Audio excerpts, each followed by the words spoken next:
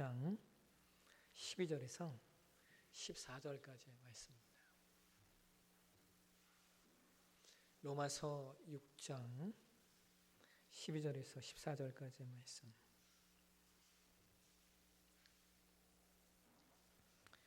찾으셨습니까? 우리 같이 한 목소리로 같이 공독하겠습니다. 그러므로 너희는 죄가 너희 죽을 몸을 지배하지 못하게 하여 몸의 사욕에 순종하지 말고, 또한 너희 지체를 불의의 무기로 죄에게 내주지 말고, 오직 너희 자신을 죽은 자 가운데서 다시 살아난 자 같이 하나님께 드리며, 너희 지체를 의의 무기로 하나님께 드리라. 죄가 너희를 주장하지 못하리니 이는 너희가 법 아래 있지 아니하고 은혜 안에 있습니다. 아멘. 오늘은 웨스트민스터 신앙고백서 37번째 시간인데요. 오늘은 제20장 신자의 자유와 양심의 자유에 관하여 말씀을 나누도록 하겠습니다. 우리 같이 함께 1장 말씀 한번 보실까요? 1장 우리 같이 한번 읽도록 하겠습니다.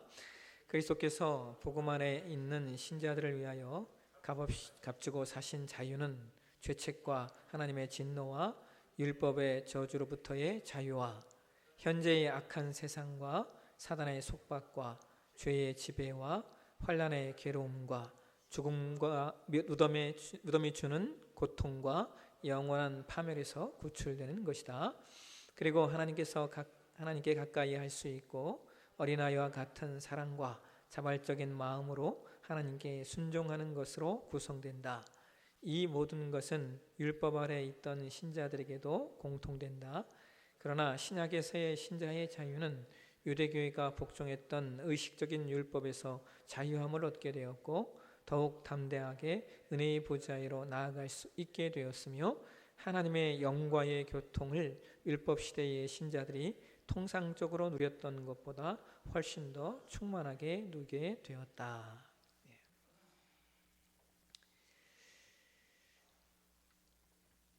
인간이 죄의 상태에 있다라고 하는 것은 인간에게 자유가 없다라고 하는 것을 의미합니다. 왜냐하면 죄가 인간을 지배하고 또 죄가 인간을 다스리기 때문에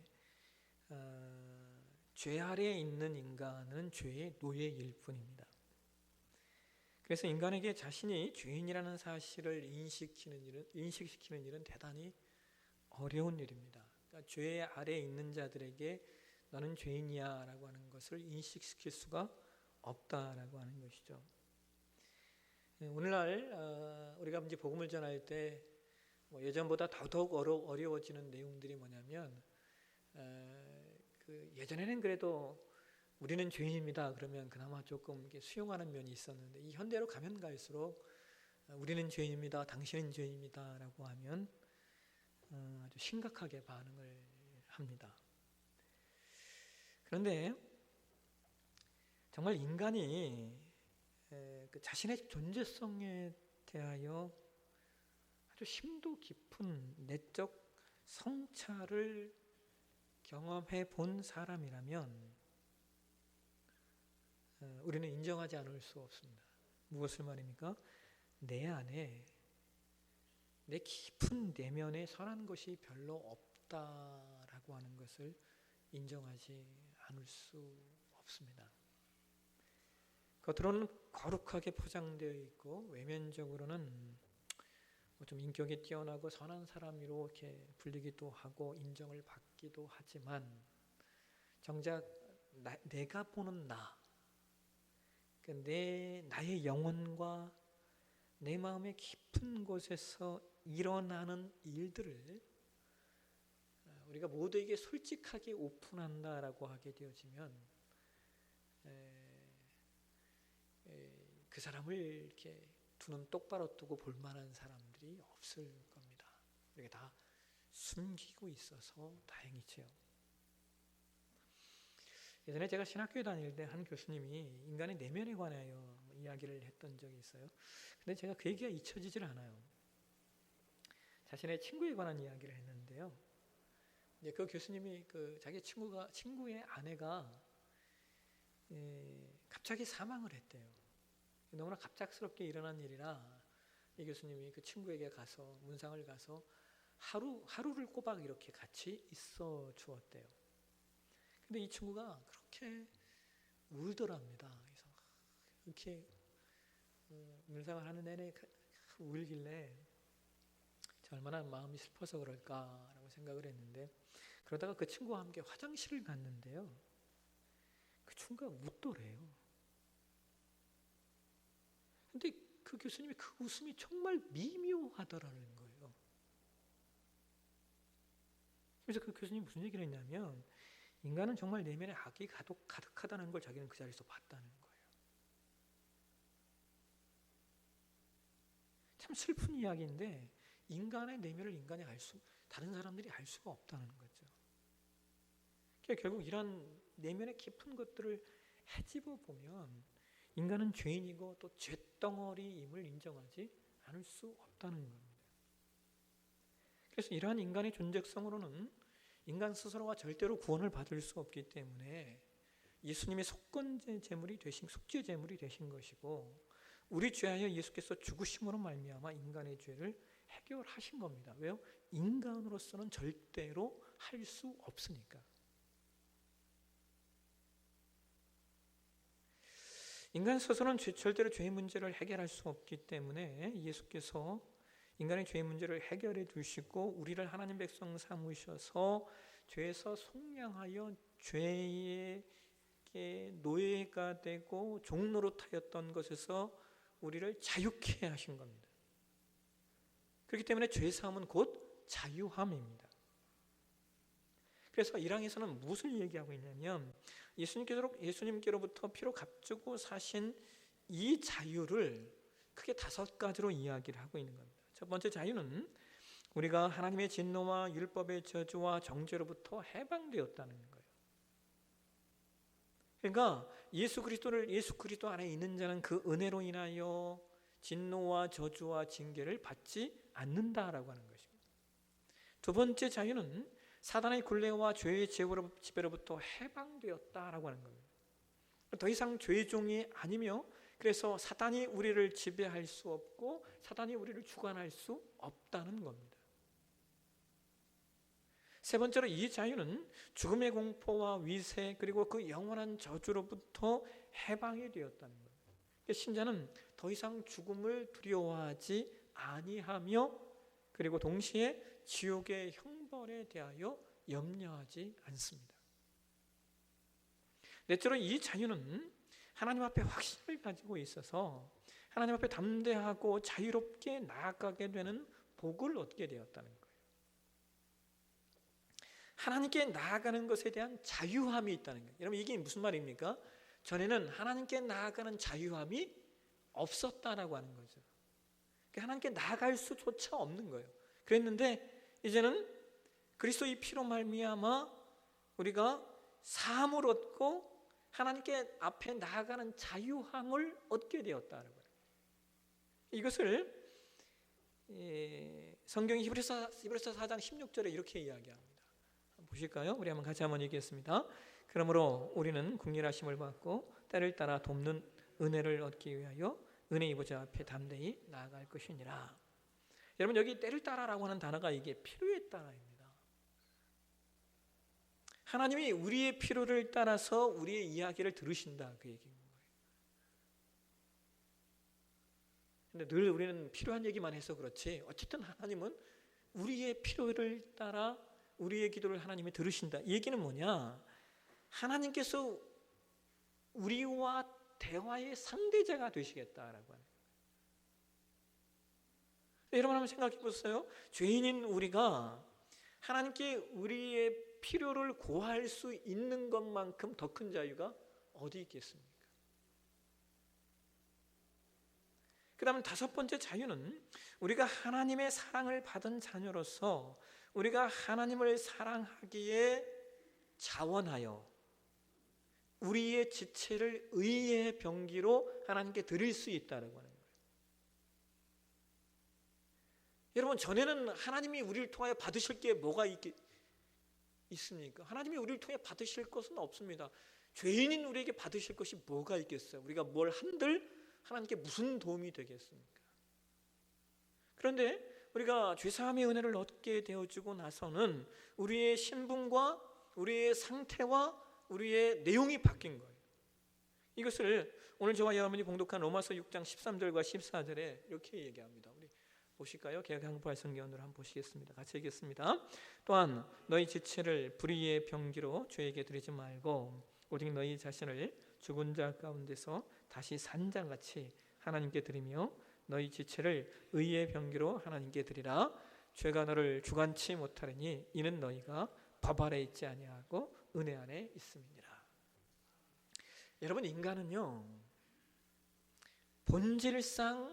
인간의 본질상 인간은 오로지 자신만을 위하여 살게 되어 있습니다. 이것은 타락한 인간에게 나타나는 전형적인 모양이고 요소이고 경향성입니다. 그래서 인간은 본질적으로 예수께서 인간을 위하여, 즉 나를 위하여 죽으셨다라고 하는 것을 인간은 이해할 수 없습니다. 인간의 속성이 오로지 나를 위해 사는 존재인데 누군가가 나를 위해 죽어주셨다라고 하는 것을 인간은 본질적으로 그 자체를 이해할 수 없는 존재입니다. 인간은 그럴 수 없는 존재. 이것을 박영선 목사님이 뭐라고 표현하냐면 이렇게 표현해요. 각질이 없는 지렁이가 어떻게 각질을 이해하겠냐고. 지렁이 존재 자체가 각질이 없어서 그가 각질을 상상한다라고 하는 것은 상상도 할 수 없는 내용이죠. 이해 자체를 못하는 겁니다.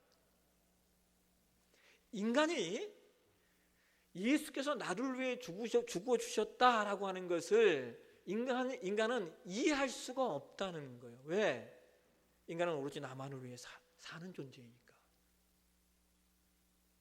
그래서 그것을 우리가 이해할 수 있는 것은 오로지 하나님의 은혜가 내 안에 임해야만 가능한 겁니다. 이것을 성경은 뭐라고 말하는 거예요? 우리가 죄나 법 아래 있지 아니하고 은혜 안에 있기 때문이다 라고 이야기합니다. 은혜 아래 있기 때문이다. 그래서 은혜 아래 있는 자들만이 우리의 지체를 의의 병기로 드릴 수 있는 거예요. 그래서 우리가 때로 주를 위해 헌신할 수도 있고 기꺼이 주님 앞에 내 삶을 드리기도 하고 어떤 이들은 심지어 자기 생명을 내어주기도 합니다. 그것이 바로 우리가 죄에서 자유함을 얻은 결과라는 겁니다.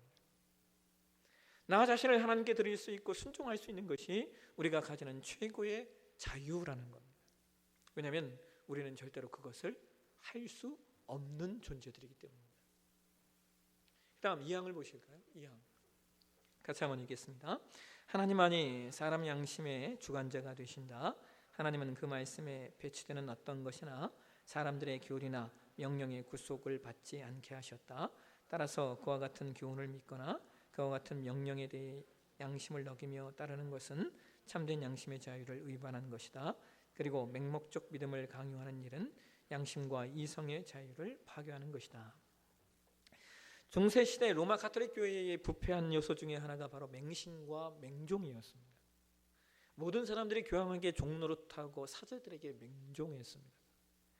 성경 말씀을 따라 성령의 자유를 누리며 하나님 앞에 자원하고 순종하는 믿음 생활을 해야 하는데 그렇게 하지 않고 사람에게 교황과 사제들의 말을 순종하고 맹종했다는 겁니다. 그래서 그들에게는 양심의 자유가 없었던 것입니다. 그러므로 16세기의 종교개혁이 가져온 유익 중에 하나가 뭐냐면 바로 양심의 자유의 회복입니다.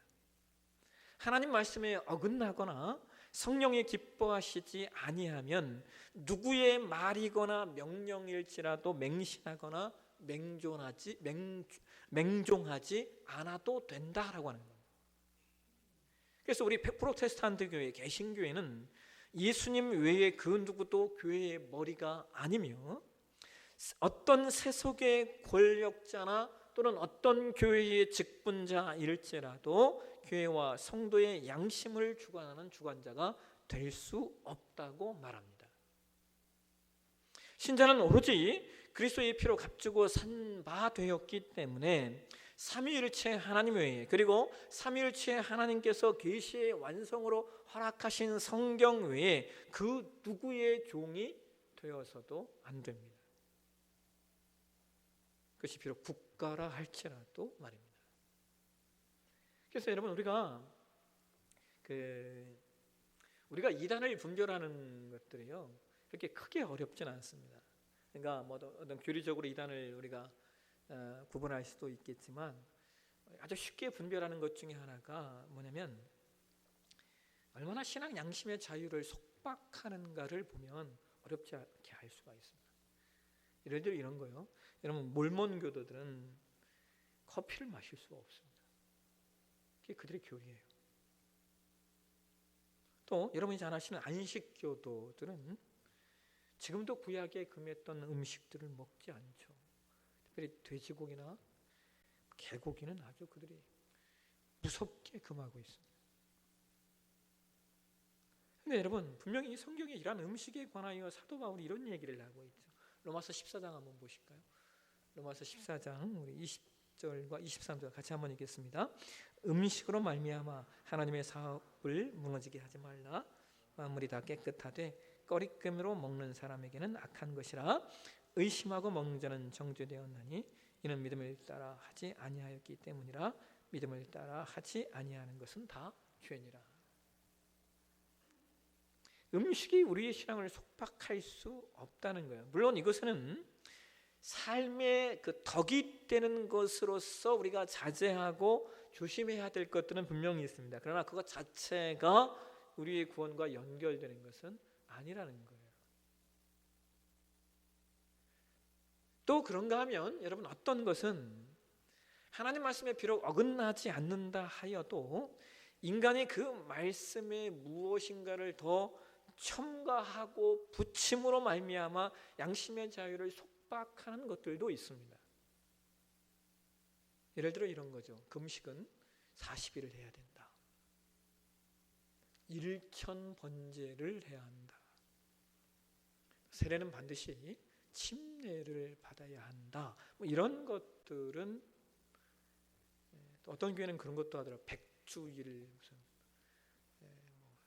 뭐죠? 하는 그런 것도 하고 하더라고요. 그 금식 꼭 40일 안 해도 됩니다. 그리고 웬만하면 하지 마십시오. 목사가 이런 얘기를 하니 1000번제는 너무나 우리 한국 크리스천들이 많이 오해하고 있는 내용이죠. 솔로몬이 들었던 1000번제는 한 번에 1000마리의 소를 잡은 겁니다. 1000번을 제사를 드린 게 아니고 한 번에 1000마리 소 잡아 제사 드린 겁니다. 근데 그걸 가지고 우리 들어와서 우리는 1000번에 얼마의 헌금을 하면 솔로몬이 받았던 내용이 적용을 해도 참 이상하게 적용을 하고 있는 거죠. 사실 제가 자녀의 기도하면서 이것 때문에 많이 고민을 했습니다. 이게 우리 신앙에 맞냐라는 고민들을 하는 거예요. 어떤 그 특별한 뭔가를 가지고 이렇게 하는 것이 우리 신앙에 맞냐라는 고민을 제가 좀 많이 했습니다. 근데 반면에 여러분, 우리 교회만큼 목사가 예배 나오세요 강요하지 않고 우리 교회만큼 기도하세요 강요하지 않는 교회가 또 제가 강요하나요? 어쩌면 제가 나쁜 건지 모릅니다. 근데 이걸 강요하지 않는 이유는 뭐냐? 단 하나입니다. 이런 것들은 모두 자신의 신앙 양심에 맡겨야 할 내용이라는 것이죠. 근데 또 한편으로 이런 것도 있죠. 뭐냐면 우리 신앙의 자유함이 자체 우리 신앙을 방종으로 흐를 수 있는, 혹은 우리 신앙을 나태하게 만들 수 있는 문제도 있습니다. 그래서 이어지는 사망에서 이런 얘기를 하고 있어요. 사망 한번 보실까요? 같이 한번 읽겠습니다. 신자의 자유를 구실 삼아 죄를 범하거나 정욕을 품는 것은 신앙의 자유를 파괴하는 일이다. 신자의 자유는 우리가 원수의 손에서 구원을 얻어 우리의 전생애를 통하여 두려움 없이 주님 앞에서 거룩하고 의롭게 섬기는 일이다. 신앙의 이름으로 우리의 삶의 자유함을 속박하는 것은 기독교 신앙이 아닌데, 반면에 신앙의 자유라는 또 다른 이면이 우리 신앙의 자유가 방종이나 나태로 흐를 수 있는, 자칫하면 그 문제가 있다라고 하는 거예요. 그래서 신자가 되어 죄 사함을 얻고 중생의 은혜를 경험한 사람이 그 자유를 구실 삼아 자기 마음대로 자기 인생을 사는 것은 신앙의 자유를 오히려 파괴하는 것이다 라는 겁니다. 이 부분이 아주 중요합니다. 최근에 제가 들은 얘기 가운데 하나 이런 얘기가 있었어요. 신앙은 자유라는 거예요. 그러면서 하나님을 자유롭게 만나면 된대요. 하나님을 자유롭게 만나는 데 있어서 굳이 예배나 교회나 예배에 참여하거나 굳이 교회 생활을 할 필요는 없다는 거예요. 이게 제가 최근에 들은 얘기예요. 실제 신자들 가운데, 자칫 신자라고 하는 사람들 가운데 이게 이러한 신앙을 형성하고 있는 이 신자들이 이 시대에 있고, 또 그것이 우리 시대의 한 신앙으로 형성되고 있어요. 대표적인 게 이머징 처치라고 하는 겁니다. 이머징이라고 하는 말은 뭐 신흥의 신세대 그런 새로운이라고 하는 의미를 담고 있어요. 근데 새로운 교회가 온다라고 하는 거예요. 그러니까 가장 대표적으로 그들이 해치고 있는 것이 교회의 제도권적인 교회와 그다음에 제도권적인 직분론을 다 회파시킵니다. 그와 같은 신앙생활을 사람들이 영향을 받고 형성하는 사람들이 뭐라고 얘기하냐면 신앙은 자유라는 거예요. 그래서 누구에게 구속되거나 누구에게 속박될 필요 없이 자기 스스로의 자유로움의 신앙을 해야 된다라고 이야기를 합니다. 근데 여러분, 아주 멋진 말인 것 같지만요, 결론은 이거 아닙니까? 그냥 내 마음대로 신앙하겠다는 거예요. 이것이 사실은 죄성의 극치입니다. 오로지 자신을 신뢰하는 거예요. 그죠? 근데 여러분, 내가 나를 신뢰할 수 있습니까? 내가 나를 신뢰할 수 있습니까? 내가 신자로서 내가 내 자신을 신뢰한다라고 하는 것은요, 그건 방종에 가깝습니다. 성경이 그러는 거예요. 어떤 음란한 영적 어떤 성적인 죄에 빠질 때 성경은 뭐라고 해요? 도망하라라고 얘기하잖아요. 왜 도망하라고 얘기합니까? 예?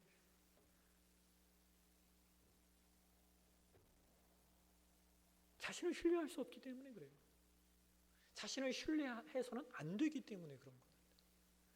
어떻게 우리가 육체를 신뢰하겠습니까? 여러분, 인간의 육체는 신뢰할 수 있는 것이 아닙니다.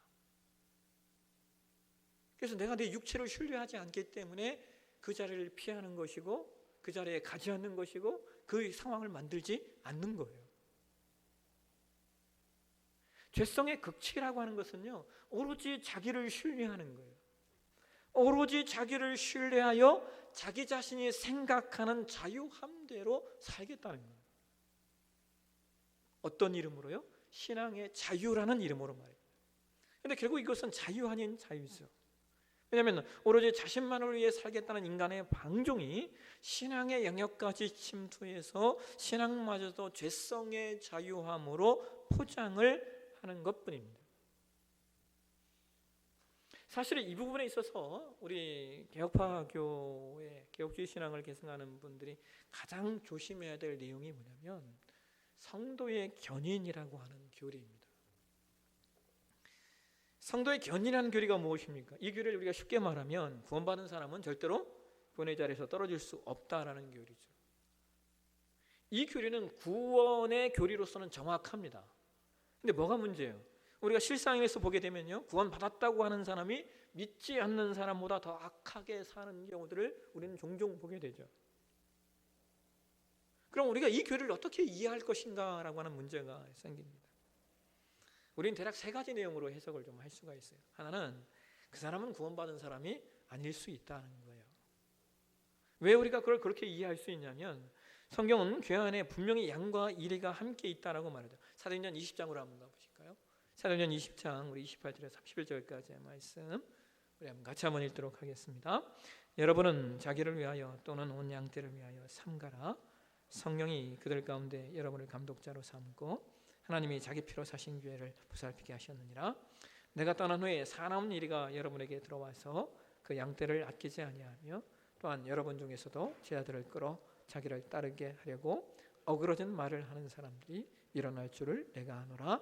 그러므로 여러분이 일깨어 내가 3년이나 밤낮 쉬지 않고 눈물로 각 사람을 훈계하던 것을 기억하라. 교회 안에 하나님의 백성인 양만 있는 것이 아니라 교회를 파괴하고 양을 죽이려고 하는 이리도 함께 들어와 있다라고 성경은 말합니다. 그런 면에서 신앙을 한다고 해서 우리가 모두가 양이라고는 말할 수 없다는 거예요. 양의 탈을 쓴 이리가 분명히 교회 안에 존재합니다. 두 번째로 우리가 성도의 견인이라고 하는 교회를 어떻게 이해하냐? 그러나 그럼에도 불구하고 만약 그 사람이 구원받은 사람이라면 언젠가 반드시 철저히 회개할 날이 반드시 온다는 거예요. 정말 그 사람이 구원받은 사람이라면 그 속에서 철저한 회개와 돌이킴의 시간이 오게 될 수밖에 없다는 거예요. 왜? 하나님이 구원하신 사람이라면. 세 번째, 성도의 교회를 견인의 교회를 우리가 어떻게 이해하느냐? 두 번째 교리와 아까 두 번째 말씀과 연결되어져서 여러분 분명한 건 이거예요. 구원받았다 하더라도요, 죄를 지으면 죄의 대가는 반드시 치러야 된다라고 하는 거예요. 우리가 구원받았다고 해서 내가 죄를 지었는데 그 죄의 대가를 치르지 않고 넘어간다? 이건 없습니다. 하나님이 우리를 구원하셨으면, 하나님이 그 사람 그 존재를 구원하셨으면 반드시 그 죄의 대가를 치르게 하십니다.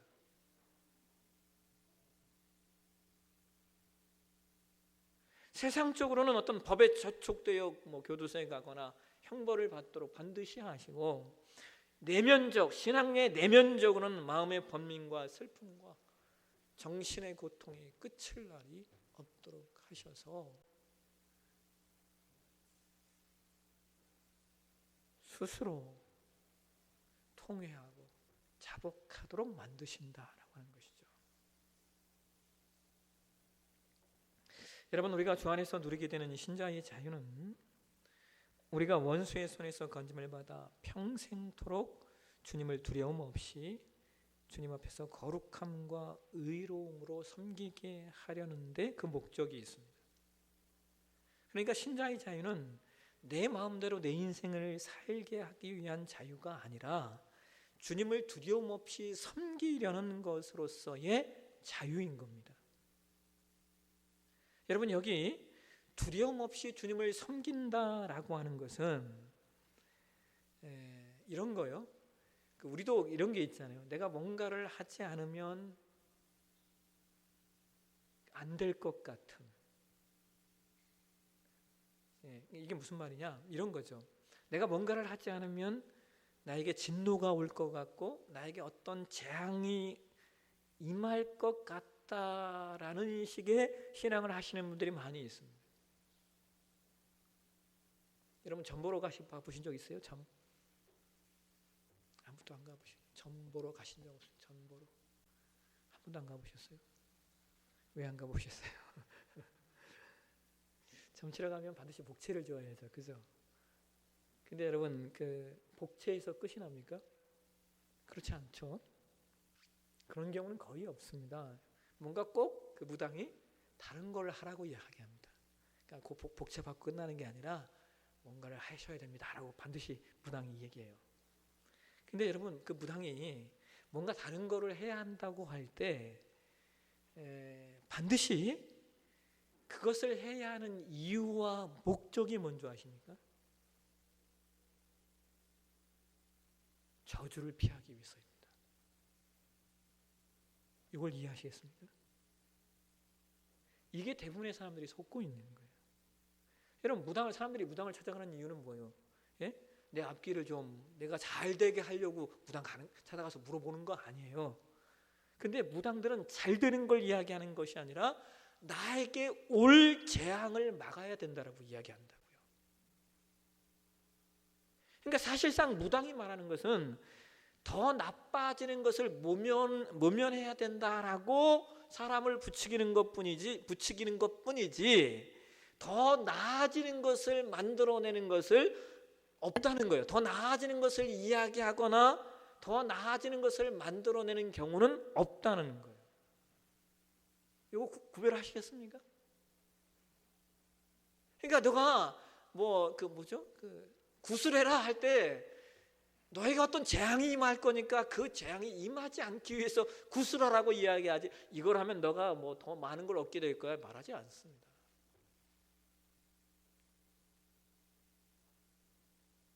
근데 왜 인간들이 그런 것에 자꾸 목을 매냐? 이유는 단 하나 있어. 삶에 자유함이 없기 때문입니다. 그래서 인간은 늘 두려움 속에서 삽니다. 왜요? 인간은 죄의 종이기 때문입니다. 그래서 신자는 그리스도 예수 안에서 죄의 자유함을 얻는 존재들이고 더 이상 죄의 종이나 노예가 아니기 때문에 죄에 대해 삶의 자유함을 사는 존재들이고 동시에 그 자유함이 있기 때문에 모든 일을 양심으로 행할 수 있는 존재들입니다. 다른 어떤 것들이 우리의 신앙 양심을 속박할 수 없다는 거예요. 그런데 동시에 그 자유함에는 자유하기에 스스로의 방종을 제어할 수 있는 양심의 자유가 있는 겁니다. 이것이 기독교 신앙이 말하는 신자의 자유와 그리고 양심의 자유입니다. 여러분, 여러분의 자유를 최대한 극대화시키십시오.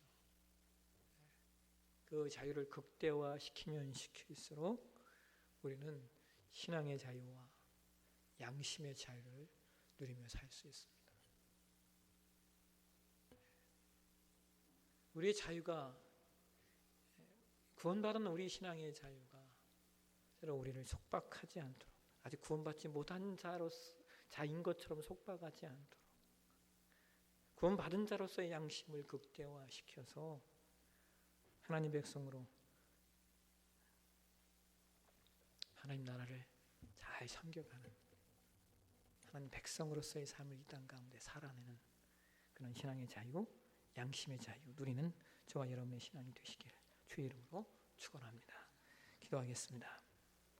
하나님, 우리가 받던 구원이 무엇인지 우리가 놓치지 않게 하시고, 그래서 우리가 받은 구원이 우리에게 자유함을 주었기에 그 자유함을 가지고 내 안에 있는 양심을 최대한 활용하여 더 하나님을 영화롭게 하고 더 하나님을 기쁘시게 하게 도와주시고, 또 그 양심을 우리가 제대로 활용하여 신앙의 방종과 나태에 빠지지 않도록 나를 지켜갈 수 있는 믿음의 사람 내가 되게 도와주옵소서.